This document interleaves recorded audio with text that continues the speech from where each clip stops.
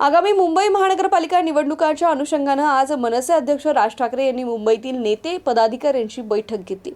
महापालिका निवडणुकींच्या अनुषंगानं MIG क्लब इथं मनसे नेते, शहर अध्यक्ष, सरचिटणीस, विभाग अध्यक्ष हे सगळे बैठकीला उपस्थित होते। यावेळी राज ठाकरे यांनी मुंबईतील नेते पदाधिकाऱ्यांना आज मुंबई महानगरपालिका निवडणुकीच्या पार्श्वभूमीवर मार्गदर्शन केलं। मुंबईमध्ये शिवसेना म्हणजेच उद्धव बाळासाहेब ठाकरे आणि मनसे या दोनच पक्षांच्या कार्यकर्त्यांची तळागाळात ताकद आहे। या दोन पक्षांव्यतिरिक्त बाकी पक्षांची मुंबईत एवढी ताकद नाही, त्यामुळे कामाला लागा अशा सूचना देखील राज ठाकरे यांनी बैठकीमध्ये दिल्याचं समोर आलंय। मनसे गटाध्यक्षांनी आणि इतर पदाधिकाऱ्यांनी विशेष जबाबदारी घेऊन निवडणुकीच्या कामाला लागा, मतदार याद्या तपासा, अशा सूचना मनसे अध्यक्ष आणि मुंबईतील नेते पदाधिकाऱ्यांना दिल्या गेल्यात। मुंबई महानगरपालिका निवडणुकीच्या तयारीच्या अनुषंगानं काही सूचना राज ठाकरे यांनी आजच्या या बैठकीमध्ये नेते आणि पदाधिकाऱ्यांना केल्यात।